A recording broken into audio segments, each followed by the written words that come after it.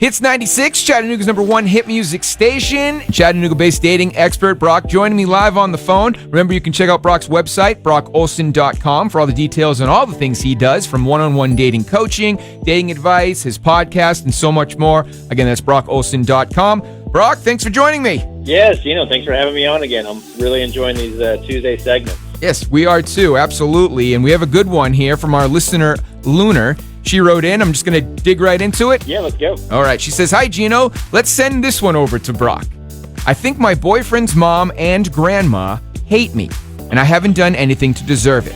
In fact, for the longest time, my boyfriend thought it was maybe just in my head, and if there was an issue, I was the one causing it because of these feelings. But it took some outsiders and recent people close to them to start noticing that it wasn't me at all, and I wasn't doing anything wrong. I don't know why they don't like me. I've never done anything to cause this.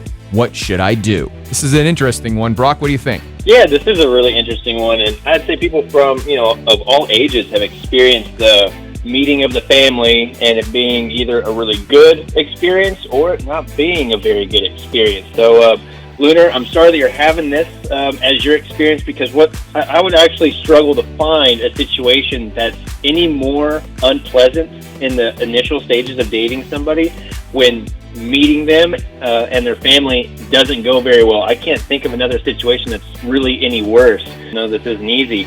But you kind of have a couple of options here. First is the obvious, like, have you had an opportunity to express that you think that they don't really like you? Have you had that conversation?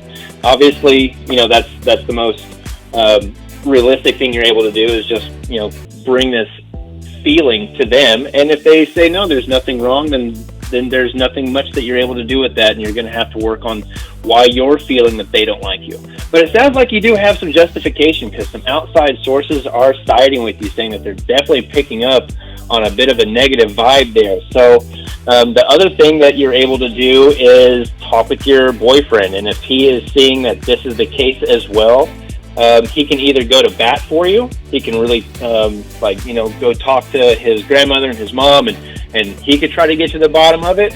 And then the third option is, if you don't think that there's really anything that you're able to do that's natural, and notice I do say natural, I'll get to that in a second, then you have to pick your happiness over the succeeding of the relationship. If you're not going to be happy seeing the family regularly, if there's always going to be some drama, some stuff that makes it not a very pleasant experience, then you probably need to choose a different relationship. As hard as that is to hear, the last thing you want is to always have that feeling in your pit of your stomach whenever there's a family gathering, like, oh, do these people not like me? Are they going to say something about me? Are they not approving?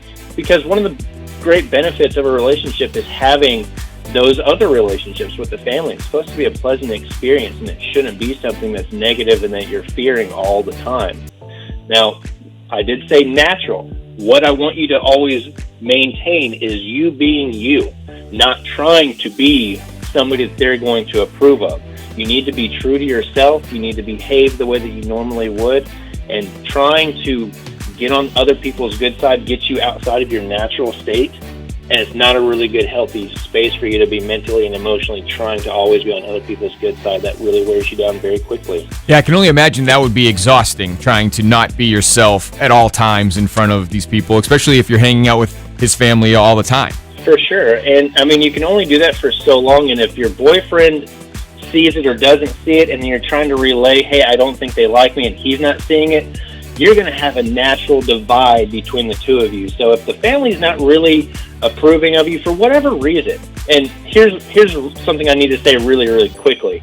It doesn't matter really why they disapprove. It doesn't. You are supposed to be yourself. If they don't like the person for whatever reason, and it might be an issue with themselves, they might be insecure, they might think that nobody's good enough for their son or their daughter, and they're just not going to approve, and you're in a lose-lose situation.